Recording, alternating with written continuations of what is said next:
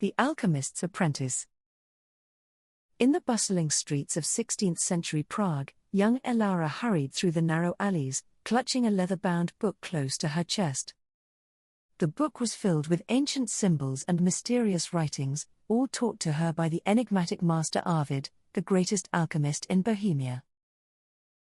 Elara had been Arvid's apprentice for 3 years, learning the secrets of alchemy in his hidden laboratory beneath the city's cobblestone streets.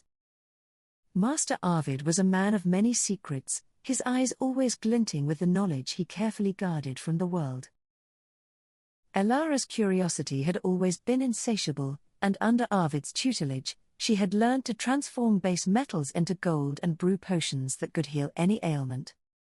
But one evening, as they worked on a new elixir, a loud knock echoed through the laboratory, sending a shiver down Elara's spine. Master Arvid motioned for Elara to hide, and she quickly ducked behind a large cabinet filled with vials of shimmering liquids.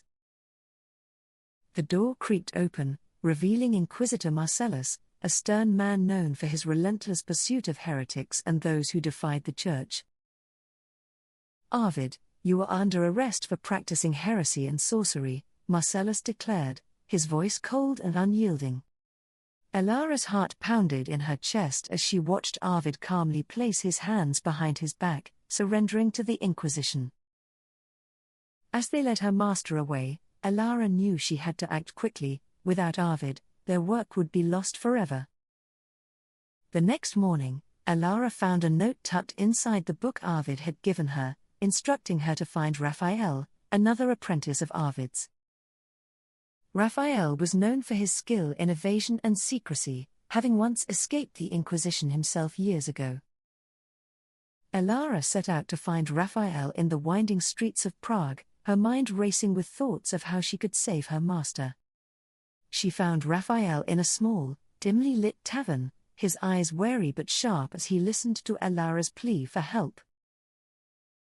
"If we are to save Arvid, we must act swiftly and without drawing attention," Rafael warned, his voice barely above a whisper. They devised a plan to break into the Inquisition's dungeons beneath the ancient castle where Arvid was being held. Elara spent the next days gathering ingredients for a potion that would render the guards unconscious, a dangerous task given the watchful eyes of the Inquisition. With Rafael's help, she concocted the potion in secret, carefully measuring each ingredient to ensure its potency. On the night of their plan, the moon hung low in the sky, casting eerie shadows across the cobblestone streets.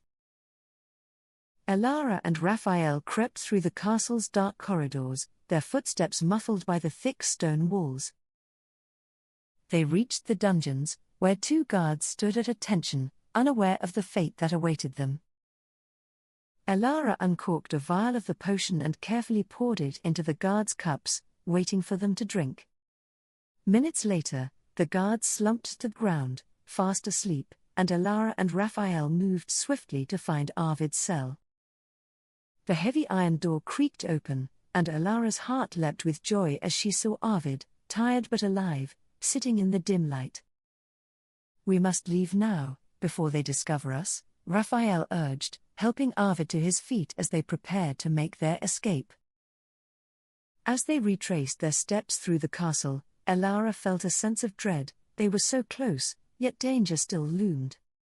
Just as they reached the castle's entrance, they heard the sound of footsteps approaching, and Elara's breath caught in her throat. Inquisitor Marcellus appeared, his eyes narrowing as he recognized the trio, his hand moving to unsheath his sword.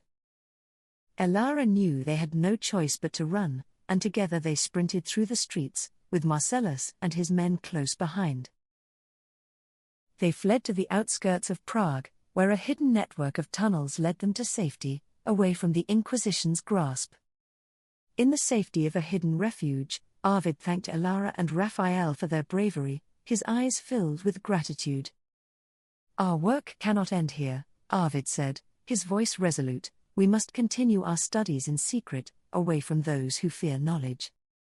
Elara and Rafael agreed, and together with Arvid, they formed a secret society dedicated to the pursuit of scientific discovery and free thought. they recruited other scholars and alchemists who shared their vision, creating a network that spanned across Europe. Over time, their society grew, with members sharing knowledge and discoveries that would shape the future of science. Elara became a respected alchemist in her own right, known for her innovative techniques and unyielding pursuit of truth.